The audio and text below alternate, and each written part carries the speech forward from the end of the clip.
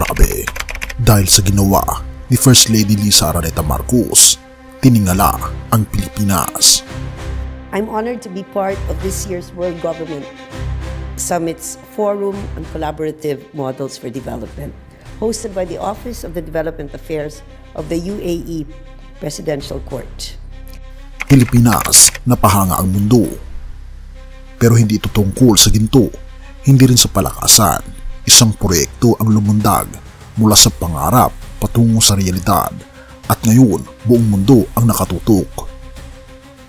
Isang ilog na matagal nang itinuring na patay, muling bubuhayin? Parang imposible, di ba? Pero ano nga ba ang nangyari? Hindi lingid sa atin kung gaano nakagasgas ang usapin tungkol sa Pasig River. Lahat yata ng presidente, lahat na yata ng administrasyon ay may kanya-kanyang pangako at plano. Lilinisin namin yan, gagawin naming tourist spot, ibabalik ang sigla ng ilog. Pero matapos ang ilang dekada, aminin natin, walang nangyari. Kundi mas dumumi pa ito, mas bumaho at mas tuluyang nakalimutan. Hanggang sa isang hindi inaasahang balita ang gumuluntang sa lahat. Isang Memorandum of Understanding ang pinirmahan sa pagitan ng Pilipinas at United Arab Emirates. Pero hindi lang ito pirma-pirma. Ito ang posibleng magiging pinakamalaking hakbang para sa muling pagsilang ng Pasig River. Sino ang nasa likod nito? Walang iba kundi si First Lady Lisa Araneta Marcos. At sa harap ng mga lider ng mundo sa Dubai, UAE, may isang linya siyang binitawan na hindi malilimutan. No one really took care of the Pasig River. Masakit pero totoo. Pero ito ang twist. Ngayon may tututok na rito. Hindi lang gobyerno, hindi lang isang bansa, kundi isang international collaboration. Isa itong kasunduan sa pagitan ng Pilipinas at Clean Rivers Abu Dhabi, isang non-profit organization na may layuning gawing malinis, berde at buhay muli ang Pasig River. Bakit big deal ito? Marami nang nagplano. Pero bakit ngayon lang may tunay na kilos? Simple lang, dahil ngayon may konkretong plano. Naglabas si Pangulong Ferdinand Marcos Jr. ng Executive Order No. 35, isang kautusan na nagmamandato sa rehabilitasyon ng Pasig River. Pero hindi lang ito tungkol sa paglilinis ng tubig. Magkakaroon ng malalawak na mixed-use establishment mula sa Maynila hanggang Pasig City. Magkakaroon ng tourism hubs, bike lanes, walkways at mga commercial spaces. At higit sa lahat, magkakaroon ng buhayang ilog na matagal nang itinuring na patay. Pero may huli ba? Kadalasan, kapag may malaking proyekto, may agam-agam. Ito ba'y magiging isa na namang ningas kugun? May mga nauna na pero walang nangyari. Kaya naman, maraming mata ang nakatutok. Pero ang tanong, Pilipinas, handa ka na bang masaksihan ang pababalik ng Pasig River? Kasi sa Pebrero 17, ang isang bahagi ng proyekto ay bubuksan sa publiko. May Stranza Esplanade at Fort Santiago River Walk, mga bagong pasyalan na magpapakita ng isang bagong Pasig River. Kung dati, langhapin ang baho, ngayon, langhapin ang pagbabago. Isang ilog, isang pangarap, isang bansang muling bumabangon. Nakaka-excite diba para sa pagbabago? Dahil ang Pasig River hindi lang basta ilog, kundi isang kwentong dapat mong masaksihan. At napakagaling ni First Lady Lisa Araneta Marcos, napabilib niya sa kanyang presentation ang buong mundo.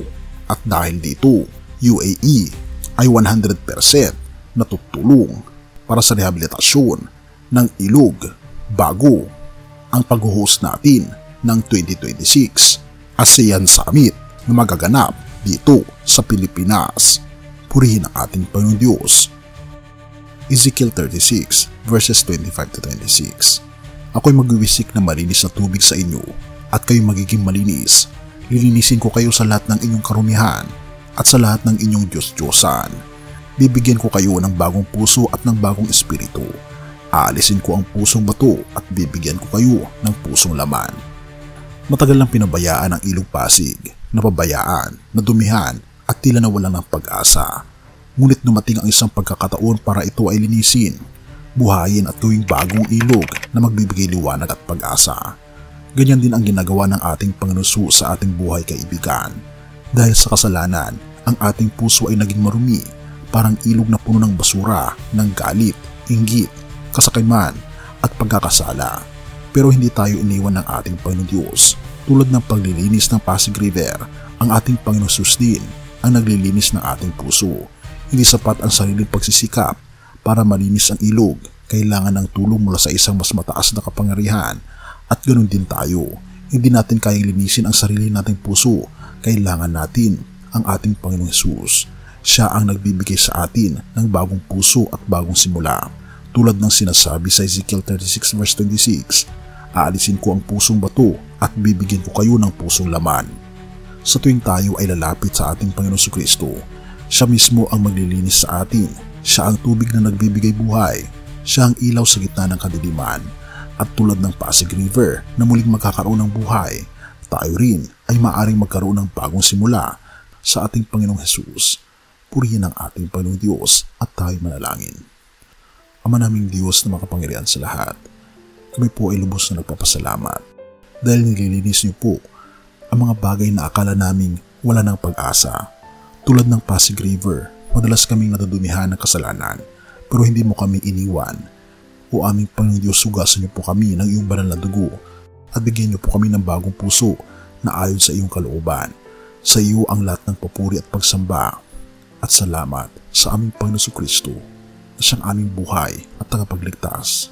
Patnubayan niyo po kami at salamat sa pagdinig ng aming mga panalangin at patawarin po kami sa lahat ng aming pagkukulang at pagkakasala sapagkat ito ang samot hiling sa matamis na pangalan ng aming Panginoon Hesus.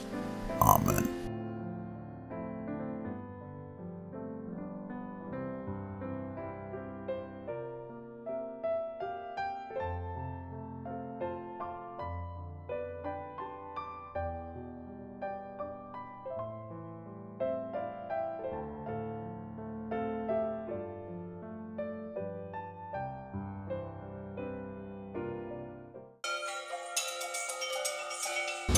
Bago natin ipagpatuloy kaibigan, siya nga pala ang Great Controversy na isa sa mga pinaka-kontrobersyal na libro dahil tumutukoy ito sa mga propesiya sa libro ng Daniel at Revelation na nagaganap na sa panahon natin ngayon bago ang pagdating ng ating Panginoong Diyos ay pinamimigay na namin ng libre sa pamamagitan ng PDF. At ito ay nasa limited lamang na panahon kaya i-click mo sa description sa baba upang ma-avail mo kaibigan ang napaka-importanteng libro ito na magbubukas sa iyo sa mas maliwanag mong hinaharap. Purihin ang ating Panginoong Diyos at tayo magpatuloy.